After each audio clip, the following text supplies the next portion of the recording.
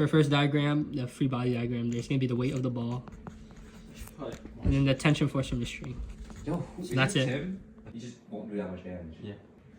Okay, so they want quantities to yield a straight line. No trade, no problem. Slope for a G, right? So I'll just write down the simple pendulum period formula. T equals 2 pi square root L over G. So I'm looking for a rise over run relationship so I can find this G value. So I'll move 2 pi to the other side. I'll square both of those. And that gets equals L over G. I'll multiply G to the other side to isolate for it, and I get L over T squared over 2 pi squared. Right? And since this is this 2 pi squared is a constant, right? So my graph's going to be a relationship between L and T squared, because that's going to be a rise over run. So I know the rise is going to be my vertical axis, so that's going to be length. Pendulum meters. And my horizontal axis is going to be the run, which is the T squared. So the time per one oscillation squared. This is gonna be damn, look at the cheeks. Second squared. Oh. Right? Why is he got his pants on? And then for the values here, I'll do time for one oscillation. And that's gonna be in seconds. And for here, I'll do time for one oscillation squared. And that's gonna be a second squared. Right, so I'm just gonna fill out the values. You're gonna put your oven in the oven? Yeah. I'm just gonna divide these times by 20. So 18 divided by 20 is gonna be 0.9. 21.91 divided by 20 is gonna be 1.1. You get the idea. Just gonna move 1.27, 1.4. I don't understand. Can you explain? And then you'd be 1.56 and 1.69. Long dock on the point. He didn't explain it all the way. And then these it's gonna be now squared, right? So it's gonna be 0.9 squared. It'd be 0.81. 1.1 squared. It's gonna be 1.21. 1.27 squared. It's gonna be 1.613. 1.4 squared. 1.96. 1.56 squared. 2.43. 1.69 squared. 2.86. Okay, so there's the table. It'd be like that. Okay, for my graph, the axes are labeled like before with the horizontal and vertical being consistent with part B. And now for the values, I'm just gonna label it based on their values in the table. Why do you have them instead of So then it's gonna be like this. And I'm just gonna scale everything like that, 1 centimeter up.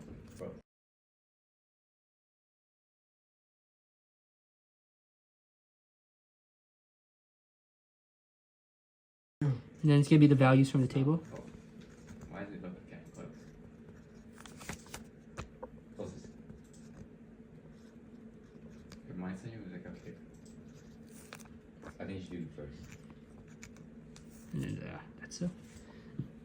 I don't think the table had a 0.8, so yep. And then for the horizontal, and do the same thing with the values from the table. Did you do the second one? Did you do the first one? Just the Igros? The Igros one. No, that one's the weakest one. I thought this was. No, Igros is the And it's just be values from the table. So look it up, look it up. But isn't this unlocked first? No, Igros is. Look it up, just look it up.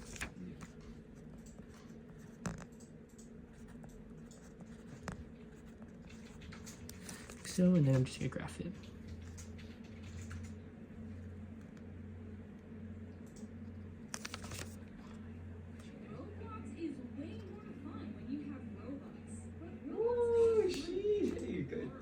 Spend, bro.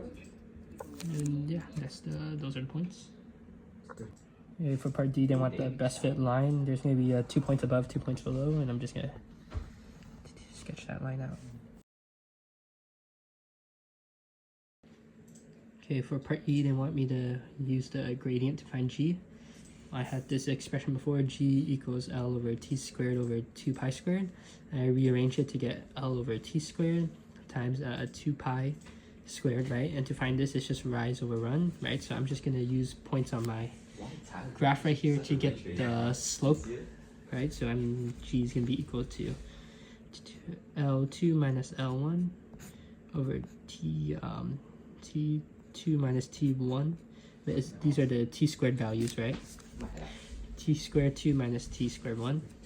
And then the points I'm going to use is just going to be the extremes, right? So it's just going to be 0.7 minus 0.2 over 2.86 minus 0.81, right? And it's just gonna, G is equal to that. I'm just gonna multiply by 2 pi squared times 2 pi squared, right, to find the gradient. So that gets me G is equal to 9.63 meters per second squared. Like that. Okay, so starting with this free body diagram, right? I want to find this force F right here being applied for part F. Well, I know that this tension force has a Tx. I know that this Tx has to be equal to F because if I want it to remain in static equilibrium, then the forces must cancel out, right? And I also know that there's a Ty component to this tension force, and the angle here is 12 degrees, by the way, right? And I know that this Ty component must equal this Mg component to remain at static equilibrium. So using that, I know that Ty is equal to Mg, right? But what is Ty? Ty is the angle adjacent, is the component adjacent to T. So if I write T cos theta equal to Mg, that's a true statement. So I know that T is equal to Mg over cos theta, right? And now that I have this, to find Tx, I know that Tx is the component opposite to T with respect to that angle, right? So I just need to multiply T by sine to get F, right? So if I get F is equal to T sine theta, right? And I know that T is equal to Mg over cos theta. So Mg sine theta, Mg over cos theta times sine theta, right? That's what F is going to equal to, right? And then moving up here a bit, that means F is equal to Mg times tan theta. And then I'll plug in my values up here. F is equal to 4 times 9.63, right, times tangent of 12. And that equals 8.19 newtons. And that's how you do part F. For part G, I know that the torque is going to be equal to the force times the perpendicular distance, right? And we established that the force acting on this is going to be Fg. So that's going to be Mg, right? And Mg's perpendicular distance, well, since I know that Mg is going down like this, right? I just need to find the perpendicular distance, which if I look up, the distance that forms a 90-degree angle would be the horizontal distance, right? So I know the length of the string is 0.5 meters. I know that this angle right here is going to be 12 degrees, right? And to find that horizontal distance up here, I just need to get the opposite side of the length of the string, which is down here. And to get the opposite of the length of the string, it's just this 0.5 meters times sine of theta to get that distance. Oh wait, so all I have to do is Mg times sine of theta. And that gets me my torque. So torque is equal to 4. Oh, not sine of theta, my bad. L sine of theta to get that horizontal distance. So I get 4 times my experimental G times L sine 12.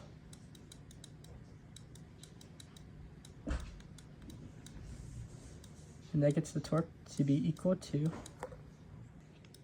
4.012 Newton meters.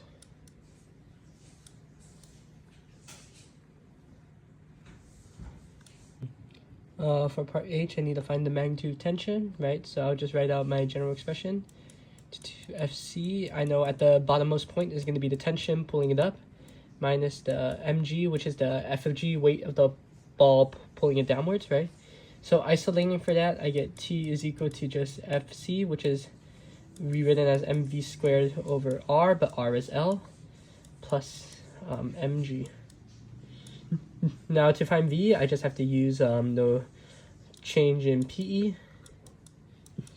Conservation of energy is equal to the change in KE, where the change in KE, since it's just all being converted, I can just write 1/2 mv squared, and that's equal to the change in PE, which is going to be mg delta h, the change in the height, like so.